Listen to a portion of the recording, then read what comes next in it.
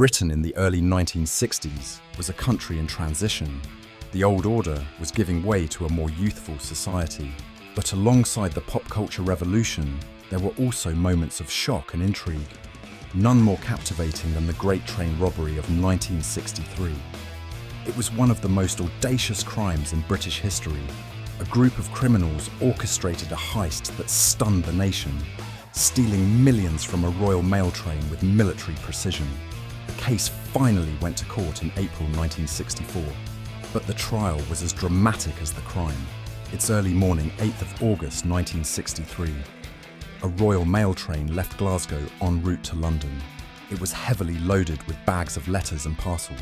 What wasn't public knowledge at the time was that the train was carrying a vast amount of cash, money that had been collected from Scotland and was on its way to the Bank of England. Around 3:15 a.m, the train slowed down at Bridego Bridge in Buckinghamshire. The reason? A green signal had been faked by a gang waiting in the darkness. They had tampered with the signal to stop the train in a remote spot where they could strike undisturbed. As the train stopped, the gang sprang into action. 15 men, wearing gloves and masks, boarded the train.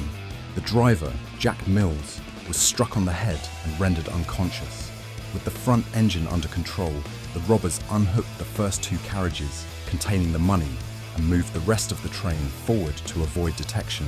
They used a human chain to move 120 mail bags full of cash from the train into waiting vehicles. In just 30 mins, the gang stole 2.6 million, the equivalent of over £60 million today. It was a staggering sum, making headlines across the globe.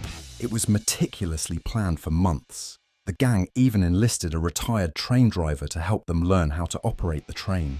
They even rented a secluded farmhouse where they planned to divide the money.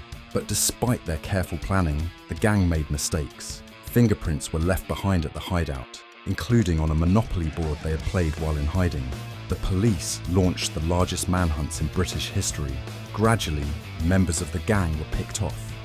Reynolds fled abroad for years, but others like Ronnie Biggs, Buster Edwards, and Charlie Wilson were caught within months. The trial began in Aylesbury Crown Court in early 1964, and it drew intense public and media attention. On the 16th of April 1964, the sentences were handed down. 12 men were convicted. Robert Welch, one of the gang, later recalled the surreal atmosphere of the courtroom. Appearing on the BBC's Man Alive programme in 1978, he described it as a medieval setting with a chilling sense of spectacle. This was what they had all come to watch, he said.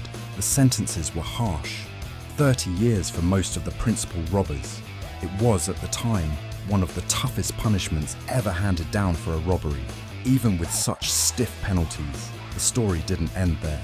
In 1965, Ronnie Biggs famously escaped from Wandsworth Prison and fled to France, then Spain, and finally Brazil, where he lived as a fugitive for decades, taunting authorities and becoming a folk hero to some. His escape added even more drama to the story. Bruce Reynolds managed to avoid capture for 5 years, eventually being arrested in Torremolinos, Spain in 1968. His return to Britain closed the final chapter in the police manhunt. Others tried to rebuild their lives. Buster Edwards turned to a quieter existence and even ran a flower stall outside Waterloo Station. He too became a minor celebrity after being portrayed by Phil Collins in the 1988 film Buster. Despite the massive haul, most of the money was never recovered.